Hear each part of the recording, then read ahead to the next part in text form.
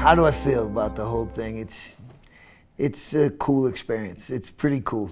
I use that word quite often, but I mean, it's just, what can you say about it? It's pretty cool. And you know, I feel lucky that so many people wanted to meet me and they want my autograph. You know, sometimes it's just like, I don't even know why, but it's cool.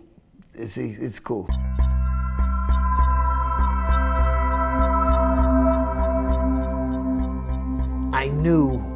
I knew after my 50th win, I knew I just wanted to get to 50 wins.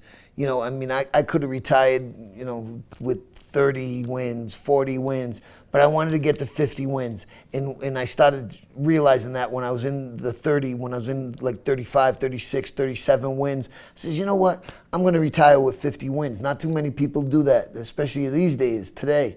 Not too many people do that.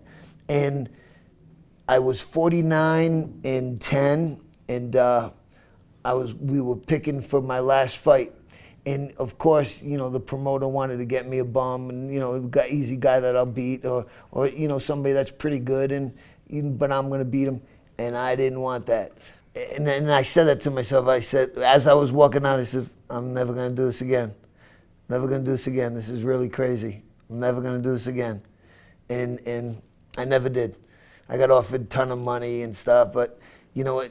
If you got your brains intact for a little bit, you know, I'm so lucky. You know, like 60 pro fights, over 100 amateur fights, thousands and thousands and thousands on top of thousands rounds of sparring. I used to spar with no headgear all the time. I was a young buck wild, you know, thinking no one could hit me, and I'm just lucky. I got 3 brain cells left, and they're good. I'm good.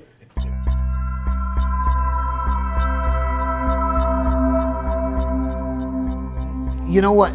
No, because I wanted to get a clean record. I want 50 wins, 60 pro fights, 30 knockouts. I was happy with that, and very happy with it.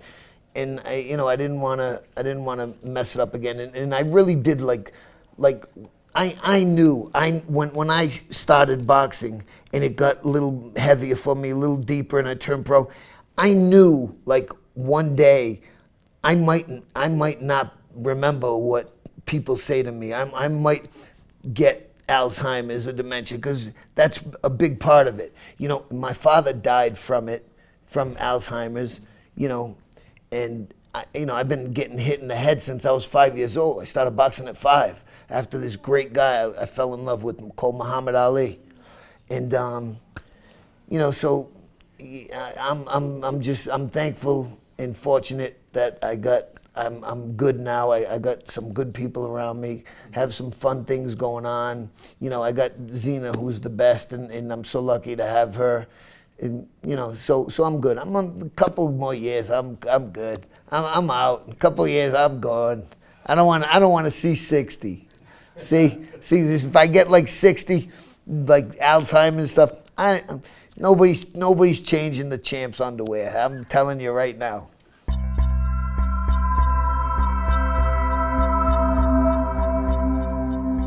There's nothing else I wanted to do. Nothing.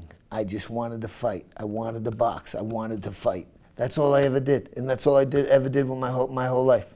And my father made it possible for me to do it. You know, I was a kid. How many kids got to go get jobs when they're 15, 16? My father like gave me everything, you know, supported me and took me to the gym, bought me 5 sets of gloves all the time, 5 headgears, 5 cups, you know. He was awesome, my dad. I got lucky. He was behind me every step of the way, right until the last fight. Yeah. So when people ask me that, I said, well, you know, it would have been, if I really like didn't do boxing at all, I probably would have been a DJ or some shit like that. Yeah, something. But I was a boxer. I fought, and I was a fighter, and that's all I ever wanted to be.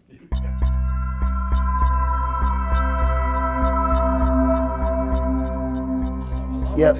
And it's good. Some of it's good, some of it's bullshit. Some of it's good. Some of it definitely works. I mean, you know, technology, you can't beat it.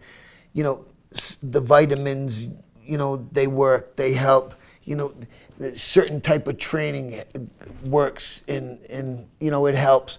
But there's nothing like, and it's funny you say that, and I'm thinking now about my man right there, Roberto Duran Jr., who I train, who, I love the kid, and sometimes I want to kill him because he's a meathead, but like he does different things with weights and stuff like that, and he don't. I said, what do you want to do? What do you want to do? What do you want to do? You want to be a fighter, right? You want to be a champion fighter, right? Okay. You got to run. You got to jog. You got to spar.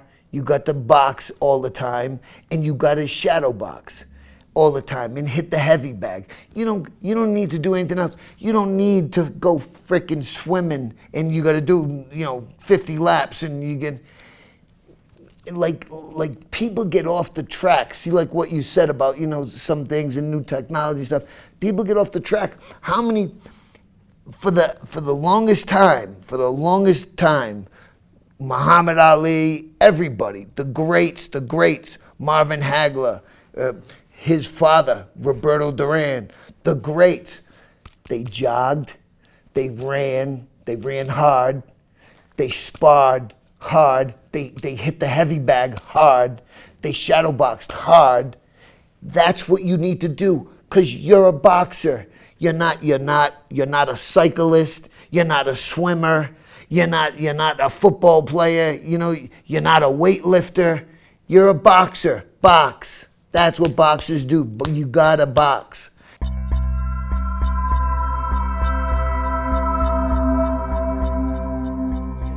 Yeah, that's a big one. I almost died after I fought Roger Mayweather, because I couldn't make 140. I got on and off the scale 3 times when I fought Roger Mayweather. And I finally made the weight 140. I was fighting at 135, and they said, you move up a class, big deal. 5 pounds didn't mean shit to me. And I got on and off the scale 3 times, and finally I made it the 3rd time, 140. And it was just like, if anybody who knows how to get on a scale and stuff, the teeter-totters, and I made the weight, and I fought him that night, and I just could not find the energy, the power. It was all drained out of me, and I kid you not, I'm not a very religious person. My mother was, my father was a little. My mother was, like, she prayed me through fights at times, and after I fought Roger Mayweather, I passed out in the ring, and which was in my movie, and Bleed for this. Mm-hmm. I passed out because I was so dehydrated. They rushed me to the hospital, and if my father wasn't there, I was on one of the beds. I was laying on there, and they had an IV in each arm for me, pumping fluid into my body. I was on there, and like I told you, I'm not a very religious person. I was feeling so good. I was feeling a feeling of euphoric, like I was feeling like I can't even explain it to you, but I was going up and up and up through not white clouds, not like this wall that you see here, bright, white, vibrant clouds. And I was going up and up and up through these clouds. And you know what? I said to myself, fuck it. I don't care. I lost the fight. Everybody was at the fight because Sugar Ray Leonard was the main event. I was a co-feature. And Sugar Ray was fighting for the light heavyweight title against Donnie Lalonde. I was so embarrassed because Roger Mayweather dropped me for the first time. Like, I was so embarrassed. That never happened to me. If my dad, who was the best, who was always with me after all the fights, there was no Lou Duva around, there was no trainers around, no nothing. My dad was the only one who was with me. So the nurse said to her, and I heard him, I was there, and I was going up and up and up and up. And I heard the nurse say, Mr. Pazienza, we're losing your son. he's only got one heartbeat every 6 to 8 seconds. So when she said that to him, my father came over to me, grabbed my shirt, and he started shaking it. And I heard it like, "Champ, I don't care, you lost. Don't do this." And he was shaking me violently. And clouds went away, and I came back down. And that's the only reason why I'm talking to you today. Like further, the WBC has done and does more for boxing than any other organization put together. Not singly, not IBF, not WBA, not IBO, IBC, IBU.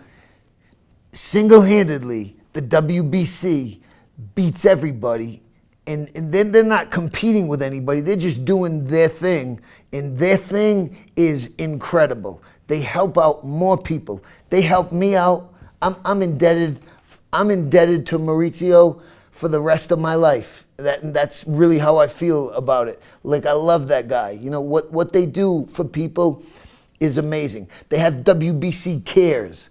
Who does that? None of them. None of the other guys. Like, the green belt should live forever. The WBC rules.